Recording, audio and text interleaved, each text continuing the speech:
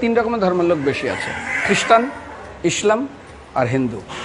100 জন খ্রিস্টানকে যদি একই প্রশ্ন করে তোদের ভগবানকে, একবারই বলবে আমাদের ভগবান ঈসা মসিহ, যিশু ক্রাইস্ট। মুসলমানকে জিজ্ঞাসা করবে 3 থেকে 5 মানে মৃত্যুর আগে পর্যন্ত, যাকে এই তোদের ভগবানকে, একই উত্তর দেবে, ভাই আমাদের ভগবান হলো আল্লাহ। হিন্দুদেরকে যদি একই প্রশ্ন করা হয়, ভাই তোদের ভগবানকে, কনফিউজ। 100% হিন্দু 100% কনফিউজ, জানে না ভগবানকে।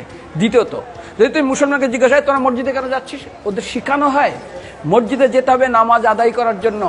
সপ্তাহে ওরা 100% একদিন মসজিদে যাবেই।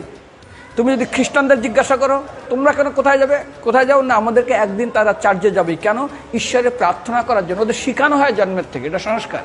আর হিন্দুদের যদি জিজ্ঞাসা করে তোমরা মন্দিরে কেন যাচ্ছ, হ্যাঁ আমার ছেলের বিয়ে হচ্ছে না, আমার মেয়ের বাচ্চা হচ্ছে না, আমার বাবা হসপিটালে আছে, কালকের আমার মামলার ডেট আছে, আমার ব্যবসা খুব খারাপ, আমার শরীর খুব খারাপ।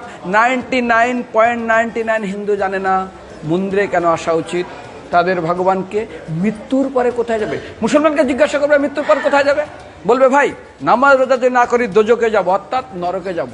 যদি হিন্দুদেরকে জিজ্ঞাসা, ওদেরকে বলবে আর যদি করো নামাজ রোজা করি তাহলে বেহেশতে স্বর্গে যাব। যদি খ্রিস্টানদেরকে জিজ্ঞাসা করো, এই তোমরা যদি আমরা ঈশ্বর আরাধনা করি হেল অর্থাৎ নরকে যাব। যদি বলা হয় যদি করো ঈশ্বর আরাধনা তাহলে তোমরা হেবেন স্বর্গে যাব। আর হিন্দুদেরকে বলে যে তোমরা মরার পরেই 99% হিন্দু এটাই বলে, মিথ্যাই বলে, আমার বাবার সজ্ঞানে স্বর্গে গিয়ে বসেছে। তোর বাবা কি জমি কেনা আছে নাকি স্বর্গে? তোর বাবা জমি কেনা আছে যে তোর বাবা মরার পরে স্বর্গে গেছে হোয়াটসঅ্যাপ করে দেখি এই যে অ্যাটাচ বাথরুম টয়লেট আমি একদম ভালোভাবে পৌঁছে গেছে, তোর বাবা স্বর্গে গেছে জানিস তুই? আরে মৃত্যুর আগে এত কষ্ট পায়, এত কিছু করে, মারার পরে আমার বাবা স্বর্গে গেছে।